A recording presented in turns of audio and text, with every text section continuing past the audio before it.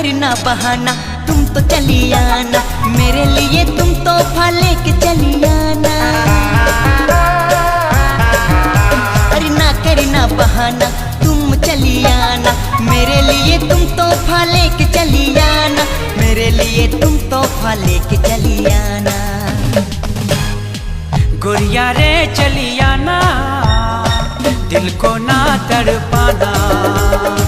गोरिया रे चली आना, मुझको ना तड़पाना। स्कूल के पीछे पीपल के नीचे, स्कूल के पीछे पीपल के नीचे तेरा इंतजार करूंगा। गोरिया रे चली आना, मुझको ना तड़पाना।